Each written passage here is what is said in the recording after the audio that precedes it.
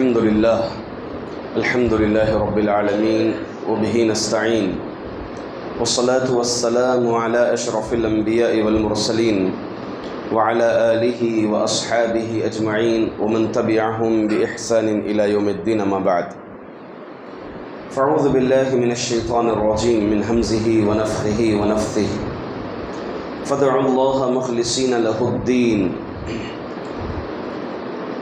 معزز حاضرین، کل کے درس میں ہم نے زبان کی حفاظت کرنے اور اسی طرح ہمیشہ اپنی زبان کو اللہ کے ذکر میں لگانے کے متعلق بیان فرمایا تھا۔ چونکہ ہمارا موضوع ہے دعا کے احکام اور مسائل، تو شروع کرتے ہیں ہم آج دعا سے متعلق۔ دعا کا معنی کیا ہے؟ دعا کہتے ہیں اللہ تعالیٰ کو پکارنا۔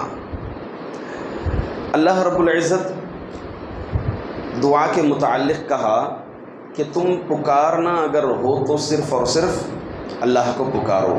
فادعوا اللہ مخلصین لہ الدین، تم اللہ تعالیٰ کو پورے مکمل یکسوئی کے ساتھ، اخلاص کے ساتھ اللہ تعالیٰ کو تم پکارو۔ اور دعا کے سلسلے میں نبی اکرم صلی اللہ علیہ وسلم نے فرمایا کہ دعا اصل عبادت ہے۔ چنانچہ فرمایا الدعاء هو العبادہ، دعا ہی اصل عبادت ہے۔ ایک اور مقام پر یہ فرمایا الدعاء مخ العبادہ، دعا عبادت کا مغز ہے۔ جس طرح ایک پھل کے اندر چھیٹا ہوتا ہے، بیج ہوتی ہے اور ساتھ میں مغز ہوتا ہے، تو دعا کو یہاں پر مغز سے تعبیر کیا گیا ہے۔ مطلب ایک انسان سب کچھ کرے، عبادات کرے، نمازیں پڑھے، آخر میں اللہ تعالیٰ سے نہ مانگے یا پھر اللہ تعالیٰ کو نہ پکارے، کیونکہ اللہ تعالیٰ خوش ہوتے ہیں جب بندہ اللہ کو پکارتا ہے۔ دیکھیں عجیب ہے انسانوں کا معاملہ کیا ہے۔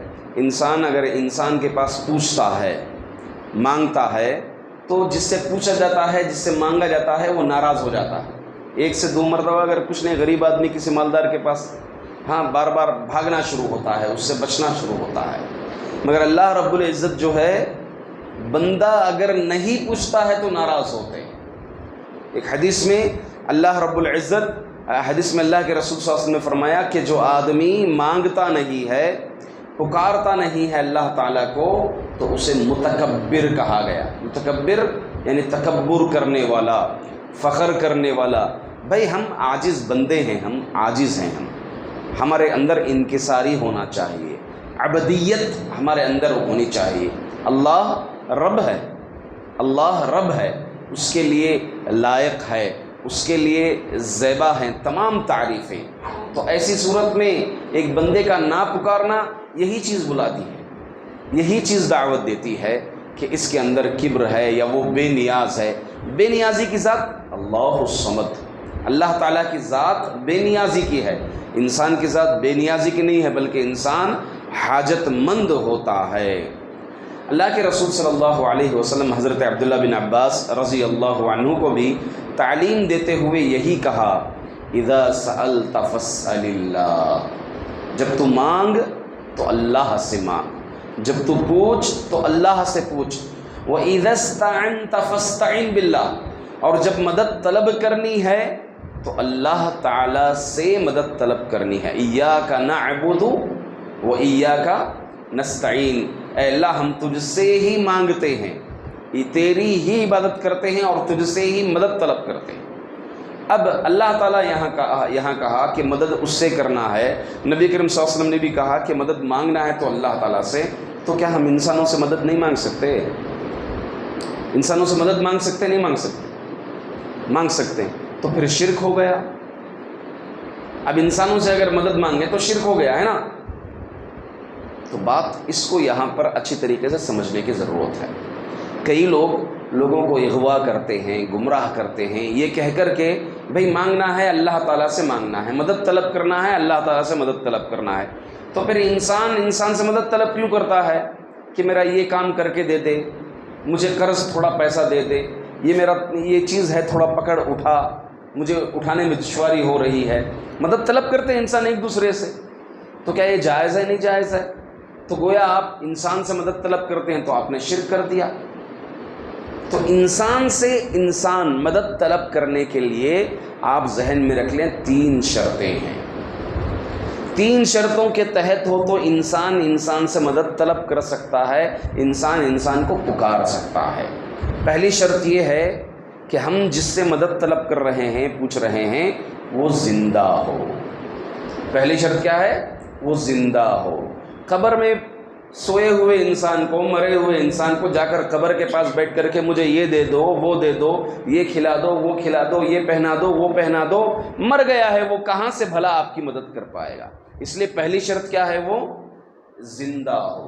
ہم اگر کوئی جنازہ مر جائے، وہ خود کپڑے پہننے کے قابل نہیں ہوتا، نہانے کے قابل نہیں ہوتا ہے، تو لہٰذا ہم اس سے کہیں گے کہ تو خود نہا لے یا پھر میری مدد کر، کہیں گے؟ نہیں کہیں گے۔ جب ظاہر ہوتا ہے، باہر ہوتا ہے تو نہیں مانگتے، زمین کے اندر جانے کے بعد کہاں سے مدد کر پائے گا؟ تو پہلی شرط کیا ہے؟ وہ زندہ ہو۔ دوسری چیز وہ حاضر ہو، آپ کے سامنے ہو، حاضر ہو۔ آپ یہاں بیٹھ کر کے جہاں تک آپ کی آواز نہیں پہنچ سکتی، کسی کو کہے کہ بھائی مجھے تھوڑا مدد کر دے بول کر کسی ایک انسان کو بولے، اب اس کو سنائی ہی نہیں دی وہ بات، تم دوسرے دن جا کر کے حجت قائم کر سکتے میں تجھے مدد کے لیے پکارا تو سنائی، مجھے معلوم ہی نہیں کہے گا، وہ کہے گا میں حاضر ہی نہیں تھا۔ تو دوسری شرط یہ ہے کہ انسان وہاں پر حاضر ہو، اور تیسری شرط یہ ہے، اہم شرط ہے، وہ اس پر قادر ہو، یعنی اس کی طاقت رکھتا ہو۔ اب جا کر کے 100 روپیہ 1000 روپیہ پوچھیں گے تو اس کی طاقت ہے دیں گے۔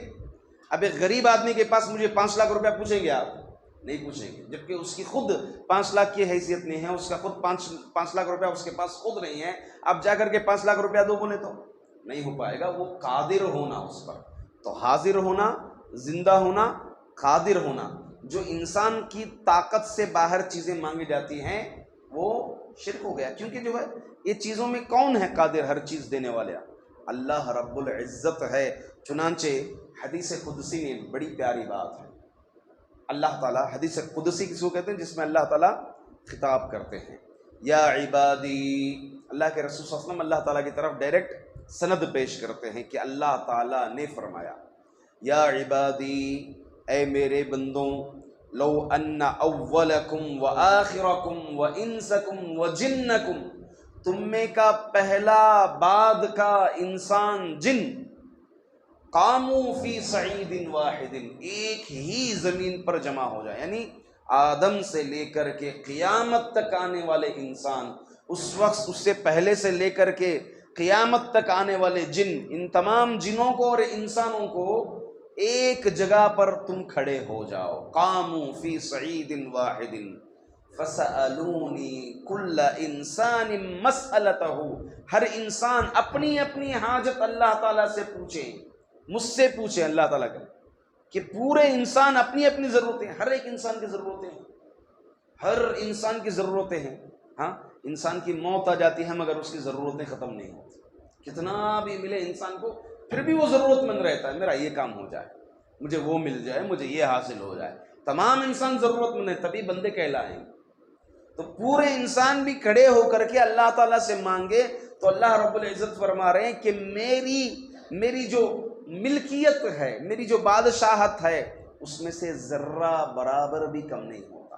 پھر یہاں پر ایک مثال لیتے ہوئے کہتے ہیں، ایسی ہی مثال ہے جیسے کوئی سوئی لے کر جا کے، کپڑا سینے والی سوئی ہے، سوئی لے کر جا کے سمندر میں ڈبو دیا جائے، جتنا جو ہے اس سوئی میں قطرہ لگ جاتا ہے پانی کا، اتنا ہی میری ملکیت میں سے کمی ہوگی۔ اللہ اکبر، یہ اللہ رب العزت فرما رہا ہے کہ مانگو مجھ سے، مانگنا چاہیے اللہ تعالیٰ سے، مانگنا ہے تو صرف اللہ سے مانگنا ہے، اگر اللہ کو چھوڑ کر کے دوسروں سے مانگتے ہیں تو یہ شرک ہو جائے گا، اور ہدایت دینے والا اللہ ہی ہے، ہدایت دینے والا اللہ ہی ہے۔ حدیث قدسی میں اللہ رب العزت فرماتے ہیں، یا عبادی کلکم ضال الا من ہدیت، تم سب کے سب گمراہ ہو سوائے اس آدمی کے جس کو میں نے ہدایت دی۔ اب یہاں پر فجر کی نماز کے لیے جو احباب آئے، یہ ہدایت یافتہ لوگ ہیں کہ اللہ نے ہدایت دی، اللہ نے توفیق دی نماز پڑھنے کی۔ ہاں، اللہ کی ہدایت نہیں ہوتی تو ہم یہاں تک نہیں ہوتے، ہم مسلمان ہیں، اللہ نے ہمیں ہدایت دی، ہمیں توحید ملی ہے، یہ اللہ رب العزت کی ہدایت کی وجہ سے ہمیں توحید ملی ہے۔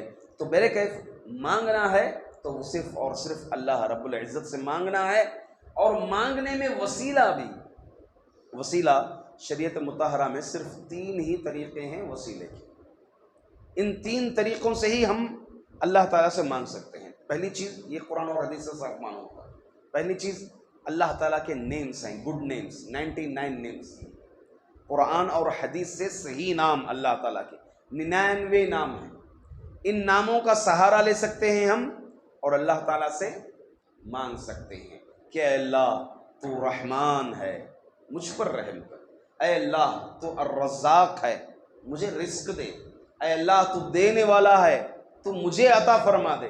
تو اللہ تعالیٰ کے جو نیمز ہیں ان ناموں کا ذکر کر کے ہم وسیلہ لے سکتے ہیں۔ اللہ تعالیٰ فرماتے ہیں وَلِلَّهِ الْأَسْمَاءُ الْحُسْنَى فَادْعُوهُ بِهَا، اللہ کے پیارے پیارے نام ہیں، تم ان ناموں کے ذریعے سے، ان ناموں کا وسیلہ لے کر کے تم اللہ تعالیٰ سے مانگو۔ تو پہلی چیز ہے اللہ تعالیٰ کے ناموں کو ذکر کر کے اس کا وسیلہ لے کر کے مانگنا۔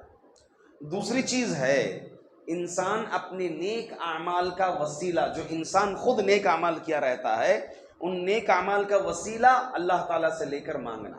جیسے ایک مشہور واقعہ، 3 لوگ غار میں گئے تھے، طوفان آنے کی وجہ سے غار کا جو انٹرنس تھا وہ بند ہو گیا، بڑا چٹان آ کر کے گر گیا۔ تینوں نے اپنے اپنے جو نیک اعمال تھے ان نیک اعمال کا سہارا لیا، وسیلہ لیا، اور اللہ تعالیٰ سے مانگا، تو یہ چٹان سامنے سے ہٹ گیا۔ اور تیسری چیز جس سے ہم وسیلہ لے سکتے ہیں دعا کا، زندہ شخص جس سے ہم درخواست کر سکتے ہیں دعا کی، زندہ ہو، حاضر ہو، اور وہ نیک ہو، نیک آدمی، زندہ آدمی سے وسیلہ لینا دعا کا۔ جیسا کہ اللہ کے رسول صلی اللہ علیہ وسلم جب تک تھے، صحابہ کرام اللہ کے رسول صلی اللہ علیہ وسلم سے وسیلہ لیتے کہ اللہ کے رسول ایک مرتبہ خطبہ دے رہے تھے، ایک آدمی آئے کہ ہمارے باغ سب، کھیت سب سوکھ گئے ہیں، اللہ تعالیٰ سے دعا کیجئے کہ اللہ تعالیٰ بارش برسا دے۔ نبی کریم صلی اللہ علیہ وسلم نے تبھی دعا کی تو بارش آ گیا۔ اللہ کے رسول صلی اللہ علیہ وسلم کے بعد قحط سالی کا معاملہ اس زمانے کے بعد حضرت عمر بن خطاب رضی اللہ تعالیٰ عنہ کے دور میں آیا، تو حضرت عمر رضی اللہ عنہ حضرت عباس بن عبد المطلب، اللہ کے رسول صلی اللہ علیہ وسلم کے چچا، بزرگ تھے، صحابہ میں نیک تھے، تو ان کے پاس گئے کہ جب تک اللہ کے رسول صلی اللہ علیہ وسلم تھے تو ہم اللہ کے رسول صلی اللہ علیہ وسلم سے وسیلہ لیتے تھے، اب نبی کریم صلی اللہ علیہ وسلم نہیں ہیں تو ہم آپ سے وسیلہ لے رہے ہیں، لہٰذا آپ دعا کروا دیجئے، نماز پڑھوا دیجئے۔ کون سی نماز؟ صلاۃ الاستسقاء، اور دعا کروا دیجئے۔ تو میرے کیف یہ وسیلے کے صرف 3 ہی طریقے جائز ہیں جو کہ شریعت میں ہیں، ورنہ دیگر محمد صلی اللہ علیہ وسلم کے صدقے سے کئی لوگ مانگتے ہیں، نعوذ باللہ، فلاں کے صدقے سے، فلاں کے صدقے سے، فلاں ولی کے سہارے سے، فلاں ولی کے سہارے سے، یہ قطعاً درست نہیں ہے۔ یہ تمام چیزیں شرک کے اندر داخل ہو جاتی ہیں، اور یہ دعا میں شرک ہو گیا۔ شرک جو کر دیا وہ سمجھ جائیں اللہ تعالیٰ، اللہ رب العزت شرک اکبر کو معاف نہیں کرتے۔ بہرحال آج کا درس یہیں پر ختم کرتے ہیں کہ اگر مانگنا ہے تو صرف اور صرف اللہ تعالیٰ سے مانگنا ہے۔ اللہ تعالیٰ ہم تماموں کو توفیق عطا فرمائے کہ ہم تمام صرف ایک اللہ سے مانگیں، اور خصوصاً اس ماہ رمضان میں اے اللہ ہم تماموں کو گڑ گڑانے کی توفیق عطا فرما، ہمارے گناہوں کو بخشش طلب کرنے کی اللہ توفیق عطا فرما۔ آمین، وآخر دعوانا ان الحمد للہ رب العالمین۔